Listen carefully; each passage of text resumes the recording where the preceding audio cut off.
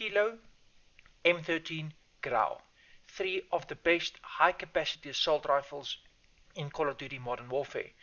I'm going to go through some muzzle attachments that will help you with your recoil control and a few builds at the end that will help you laser people and dominate the field.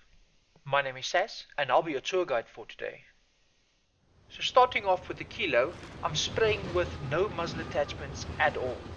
As you can see with the recoil, it is going upwards to the left. The first attachment I'm adding on is the muzzle brake for recoil stability. This is horizontal recoil control, so the weapon doesn't bounce left and right. The second one is compensator. This is for recoil control, which is vertical recoil. This helps with the weapon going up. And last is the monolithic suppressor. This helps with damage range, so you can kill further, as well as sound suppression.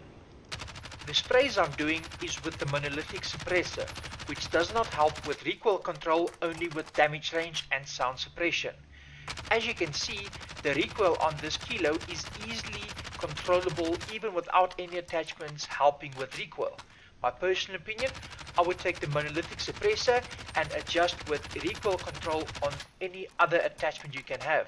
For example, the underbarrel stuff or perhaps even the stock. In the build I'm doing later, you will see what I mean.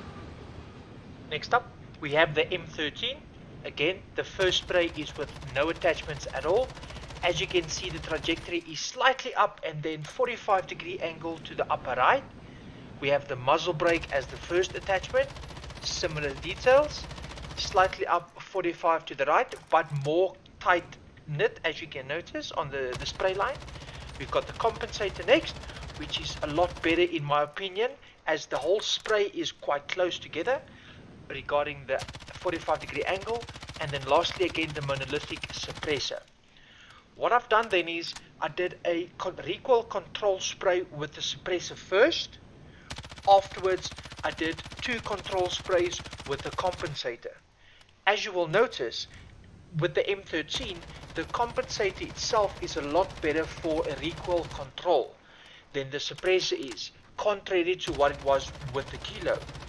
With the Kilo, the compensator and the monolithic suppressor didn't have much of a difference. With the M13, the compensator would be much better for spray control than the monolithic suppressor is, even though the suppressor would give you better range. And lastly, we have the Grau. Again, no attachments, muzzle brake, compensator, monolithic suppressor. As you will notice, there's a hint of horizontal recoil to the left and then horizontal and significant vertical recoil to the right. The muzzle brake has a tad with the horizontal recoil and almost nothing with the vertical recoil. The compensator on the other hand helps a little bit less with the horizontal recoil and a lot more with the vertical recoil. As you will notice, the grouping and the line is slightly better. And the monolithic suppressor again helps almost nothing with the horizontal recoil and almost nothing with the vertical recoil. It looks similar to no attachment. You'll notice the spray grouping on the recoil control done with the mouse is jaggedy up and towards the top right. It's not as controllable, but it's still good. However, the compensator is significantly better with spray control. So my suggestion is, if you're looking for spray control helped with the muzzle attachment, you're looking for the compensator. This is my opinion. And next up, we'll move over to the builds. I'm going to show you a close quarter combat Kilo, as well as a range Kilo, and then a range Grau, as well as a range M13. The M13 is again my favorite. So with the builds, the first one is the Kilo close quarter combat weapon, the CQB. We have the 19.8 Prowler barrel, the TAC laser, Commando foregrip, 100 round drums and rubberized rear grip. Notice the accuracy and control is quite high with decent range, but no optics, as it's meant to be a close to mid-range weapon. The iron sights on this weapon is fantastic, thus the lack of optics doesn't really make a difference. And the 100 round drums is so you don't run out in those close fights when you have multiple enemies converging on your position. Next we have the Kilo long range. I've added the compensator, the 19.8 Prowler barrel, the VLK 3x optics, tactical foregrip and 60 round mags. The 60 round and 100 round mags is interchangeable, but the 60 round just felt better in my opinion. The accuracy and control is quite high, with a higher control than the CQB build as we're looking for controllability at distance, as well as the increased range with the 3-time optics for those rooftop battles. I decided on the compensator rather than the stock as mentioned in the video because it just felt better. Again, it comes down to personal preference. Thirdly, we've got the Grau long range. I've added the compensator, Archangel 26.4 inch barrel, the VLK 3x optics again, the Cronin Shark 2 underbarrel, and a 60 round mag.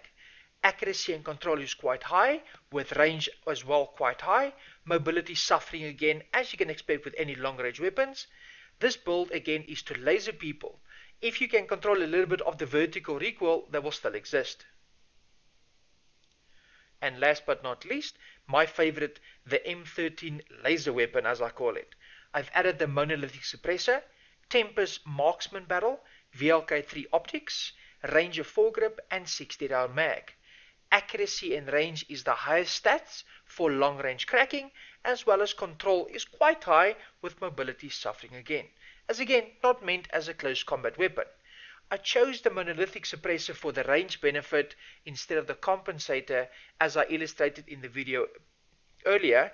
However, I am able to control the recoil in a fight, so the benefit of the long range for me outweighs the benefit of the recoil control the compensator gives. And there we go. The long range weapons that I've made here aren't really meant for close quarter combat, but if you do find yourself in a pinch, the high accuracy does help mean that firing from the hip will be quite good. The VLK optics, however, will not help you in the building fights. In the end of the day, it does come down to personal preference. I do hope this video helped you in making decisions on how to approach the build and how to find something that works for you. I do stream on Twitch Mondays, Wednesdays and Fridays as well as weekends, so feel free to join in, ask me some questions if you have any, and I'll be happy to answer them for you. We can also do some experiments if you have any ideas. If you want, post your favorite builds down in the comments below and I can give them a try and see how they work for me. Thanks for joining and watching the video. If you do like it and it did help you, don't forget to subscribe and hit that like button to be notified of any future videos. Remember, good luck, have fun.